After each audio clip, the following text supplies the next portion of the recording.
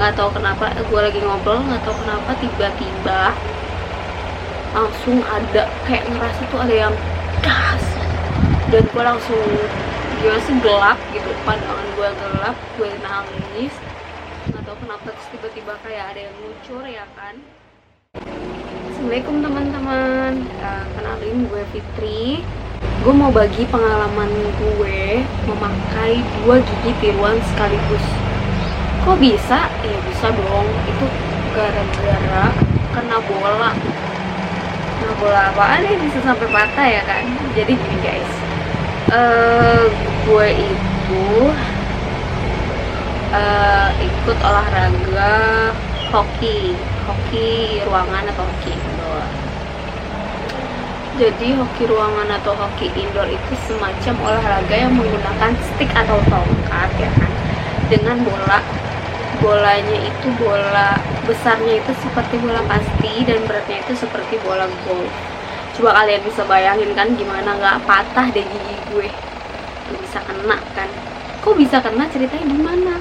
Nah jadi gue tuh waktu lagi latihan ya kan, itu pas banget lagi res, baru banget res ya kan, duduk. Dan terus gantian kan, yang cowok-cowok tuh mulai latihan nih. Jadi yang cowoknya res, yang cowoknya masuk. Pas gue lagi duduk, nggak tahu kenapa gue lagi ngobrol, nggak tahu kenapa tiba-tiba langsung ada kayak ngerasa tuh ada yang gas, dan gue langsung gimana sih, gelap gitu, pandangan gue gelap, gue nangis, nggak tahu kenapa. Terus tiba-tiba kayak ada yang ngucur ya kan, ada yang ngucur. Terus ya gue ngerasain nih kayak sambil tertunduk gitu, kayak gini-gini, kok kayak gigi gue rontok semua gitu. Gue ngerasa begitu kan, karena nggak ada gigi gue, sambil nangis gitu. Udah tuh. Nah jadi di hari itu gue langsung dibawa ke rumah sakit. Kebetulan gue latihannya itu di kampus gue di UNJ kampus B ya kan, yang dekat Arion. Nah disitu kan lumayan ya, rumah sakit agak banyak, ada Persahabatan, ada Rawamangun, RS Rawamangun, ada apa sih lagi gue lupa.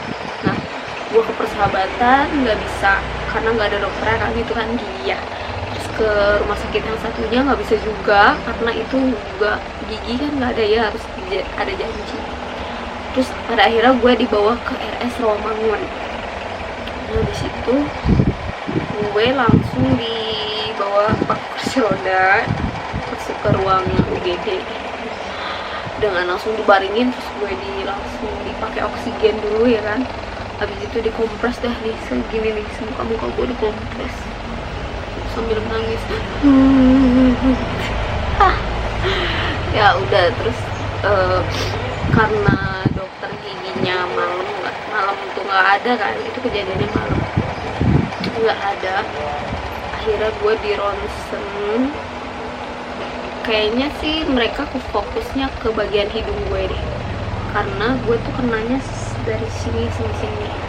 Nah karena kan takutnya ada fraktur kan di hidung gue, jadi ronsen ya kan. Nah terus hasilnya keluar, alhamdulillah nggak ada fraktur apa-apa, cuman karena bengkak doang untuk hidungnya. Nah kalau untuk gigi ya itu patah atas bawah bagian depan. Coba kalian bayangin gimana dong, atas bawah bagian depan. Nah ini gigi gue, dan yang ini. Nah ya coba dong, dengan kayak gitu gimana nggak stres coba. Gue sih udah, gue udah nangis sendiri, gue nggak tahu harus ngapain. Gigi gue kayak gitu, boy, mana masih muda pula ya. Ya begitu deh. Nah terus ya sudahlah, dikasih obat, makan juga nggak bisa. Nah jadi guys, untuk gigi gue bagian atas tuh yang ini, kalian bisa lihat nggak nih, itu patahnya udah setengah ya. Udah kelihatan pulpa atau saraf nih yang ini, udah gini deh, setengah deh. Nah jadi itu yang menyebabkan gue susah untuk makan sama minum, karena kalau dia kena kesenggol sedikit aja itu wah ngilu banget guys. Nah kalau untuk yang ini, yang bawah itu dia tuh patahnya tuh nggak sampai mengenai pulpa, tapi patahnya tuh begini, kayak menurun gitu, ngelekuk gitu deh. Nanti gue kasih tahu fotonya ya. Nah dengan itu sekitar 3 hari deh gue sampai susah untuk makan sama minum kan. Gue sambil gue kompres nih sebengkak segini, pokoknya ini bengkak sampai ngomong tuh yang dia gitu deh. Ya udah, itu kebetulan gue lagi training camp atau TC, jadi nggak bisa pulang ke rumah, nggak bisa apa ya, kayak ke mama gitu, kayak ya cuma bisa lewat handphone aja, kayak ngasih tahu giginya patah gitu, bibirnya bengkak, hidungnya juga, kayak ya Allah anak gue, kata gue. Ya udah nggak apa-apa, itu sebenarnya ya itu kan bagian dari resiko ya kalau mau jadi atlet gitu. Nah jadi selama 3 hari itu gue kompres, dan setelah itu gue ngubungin dokter. Kalau atlet kan gini ya, kalau atlet itu dapat fasilitas seperti fisioterapi kalau kalian cedera atau apa, nggak ada dokternya, psikolog, gizi, dan gigi. Jadi gue konsul ke dokter atlet dulu ya kan, ini gimana gitu untuk tahap selanjutnya gimana, karena gue baru pertama kali gue kayak gini gitu. Siapa sih mau kayak gini, sebenarnya gak ada yang mau kan. Kata dokter kamu harus perawatan saluran akar dulu nih gitu kan, atau PSA kan, perawatan saluran akar. Tapi di sini nggak bisa gitu, nggak ada alatnya, jadi kamu harus dirujuk ke dental lah, atau ke puskesmas, atau ke mana gitu. Ya udah deh. Nah jadi gue memilih untuk ke puskesmas ya guys, karena gue sebelumnya itu emang bener-bener nggak tahu kalau itu bisa di cover. Nah ke puskesmas dengan perawatan, 1 kali perawatan itu bayar 60.000 karena BPJS gue itu bukan daerah Romangun, tapi gue mau kan di selatan, jadi nggak bisa. Jadi sekali datang itu 60.000 seminggu sekali. Nah untuk minggu berikutnya ternyata itu karena gue paginya latihan ya, dengan bibir yang udah agak mendingan lah ya, bisa untuk ngomong seenggaknya, jadi gue bisa join buat latihan deh. Nah jadi itu latihan dari jam 6 sampai jam 9. Setelah itu gue langsung ke puskesmas. Nah pas gue sampai ternyata nomor antriannya udah habis dan udah close.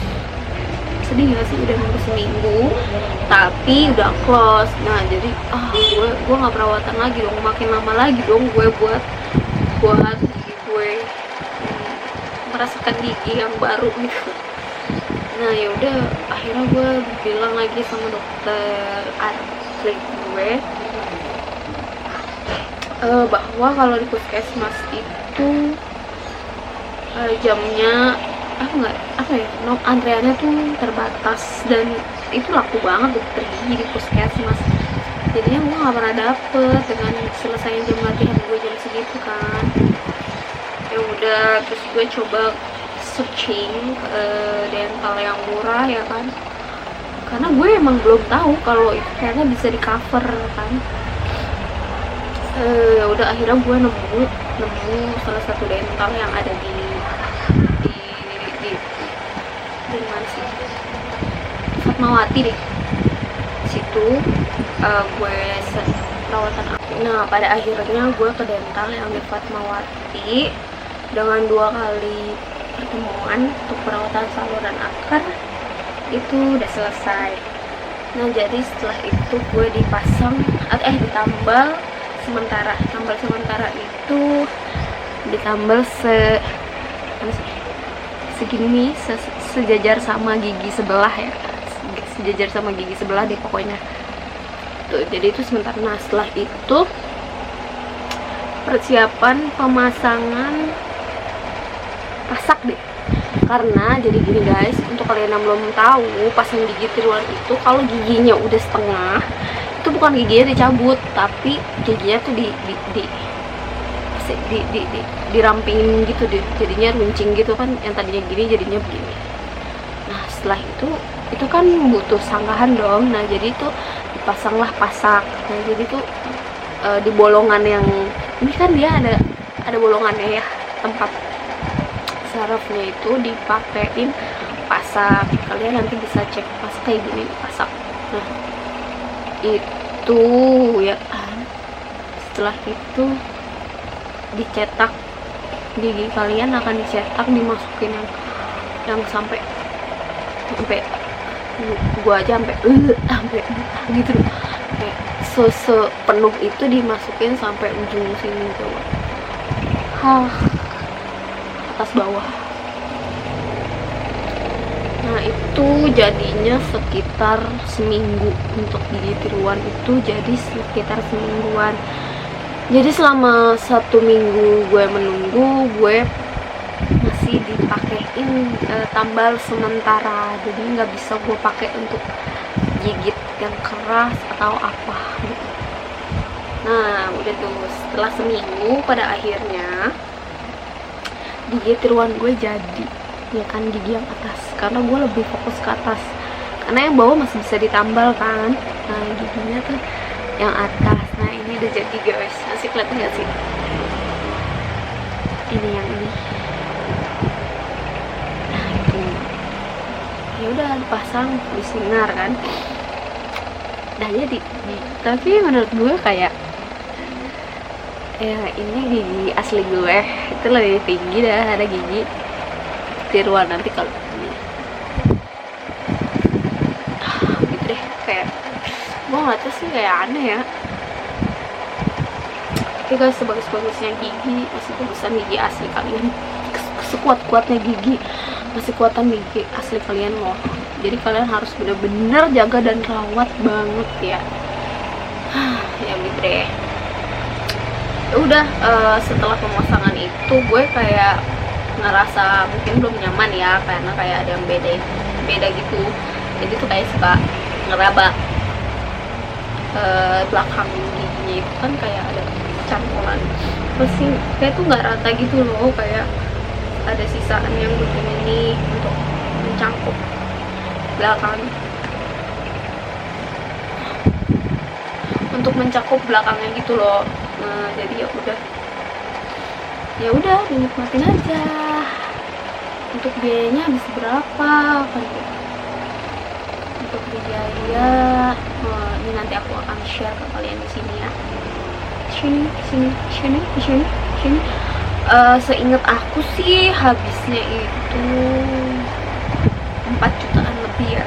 4 jutaan lebih itu dari perawatan saraf sampai gigi jadi. Dan alhamdulillahnya ternyata itu bisa di reimburse guys. Oh my god, gue seneng banget, parah gue seseneng itu. Ternyata bisa di reimburse dong. Ya udah gitu, kayak alhamdulillah gue bisa senyum lagi dengan gigi lengkap gue, nggak patah, nggak potel, nggak malu ya kan. Jadi ya udah. Tapi untuk gigit sih sebenarnya ini tuh gigi bisa sampai di atas 5 tahun deh. Seingat gue di atas 5 tahun. Kalau gigi tiruan itu bisa di atas 5 tahun, tergantung pilihan giginya. Nah gigi tiruan itu ada 3 macam, ada yang metal, ada yang zirconia, ada yang apa satu lagi, pokoknya dari 3 harga ini itu beda-beda. Nah gue itu ngambil di tengah-tengah, yang tengah-tengah, karena yang menurut gue kan nggak tahu ya kalau itu di reimburse ya kan, jadinya ya udah yang tengah-tengah aja deh, biar nggak terlalu ini banget gitu. Maksudnya takutnya kalau gue ngambil yang terlalu murah banget, nggak jangkanya gimana gitu lah pokoknya. Ya udahlah guys, gitu. Jadi begitu pengalaman gue memakai gigi tiruan. Sekarang gue bisa tersenyum lagi.